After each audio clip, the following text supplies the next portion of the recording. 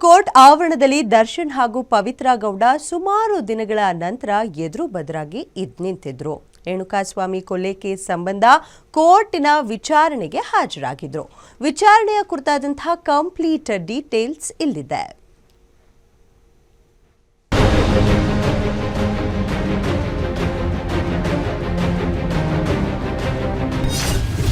Court ಆವರಣದಲ್ಲಿ ಸುಬ್ಬಿ ಮುಖಾಮುಖಿ.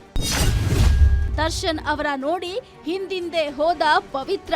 ರೇಣುಕಾಸ್ವಾಮಿ ಕೊಲೆ ಕೇಸ್ಗೆ ಸಂಬಂಧಪಟ್ಟಂತೆ 57ನೇ ಸಿಟಿ ಸಿವಿಲ್ ಕೋರ್ಟ್ಗೆ ಆರೋಪಿ ನಟ ದರ್ಶನ್, ಪವಿತ್ರ ಗೌಡ ಸೇರಿ ಇತರೆ ಆರೋಪಿಗಳು ಹಾಜರಾಗಿದ್ರು.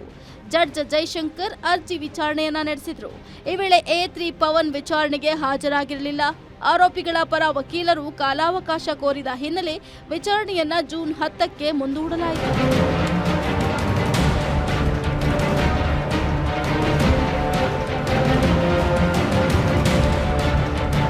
ದರ್ಶನ್ ಮನೆಯಲ್ಲಿ ಸೀಸ್ ಆಗಿದ್ದಂತಹ 37 ಲಕ್ಷ ರೂಪಾಯಿ ಬಿಡುಗಡೆ ಮಾಡುವಂತೆ ದರ್ಶನ್ ಪರ ವಕೀಲರು ಅರ್ಜಿ ಸಲ್ಲಿಸಿದ್ದಾರೆ.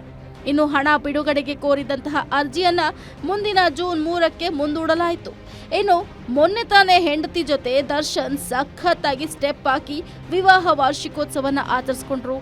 ಇದರ ಬೆನ್ನಲ್ಲೇ ಇಂದು ಕೋರ್ಟ್ಗೆ ಹಾಜರಾಗಿದ್ದ ದರ್ಶನ್ ಕೈ ಕಟ್ಟಿ ನ್ಯಾಯಾಧೀಶರ ಹೆಸರು ಕೂಗಿದಾಗ ಕೈ ಎತ್ತಿ ಸೈಲೆಂಟ್ ಆಗಿ ನಿಂತಿದ್ರು.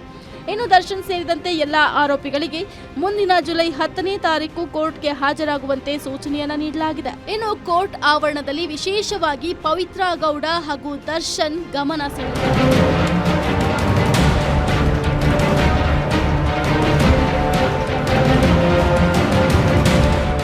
ನ್ಯಾಯಾಲಯ ಆದೇಶದ ಮೇರೆಗೆ ಕೊಲೆ ಪ್ರಕರಣದ ಆರೋಪಿಗಳು ಮತ್ತೆ ಕೋರ್ಟ್ಗೆ ಬರಬೇಕಿದೆ. ಅಲ್ಲದೆ ಕೋರ್ಟ್ಗೆ ಹಾಜರಾಗದೆ ವಿನಾಕಾರಣ ಸಬೂಬು ಹೇಳಿದ್ರೆ ಸಂಕಷ್ಟ ಕಟ್ಟಿಟ್ಟ ಬುತ್ತಿಯಾಗಿದೆ. Ajay Gowda, crime bureau, guarantee news.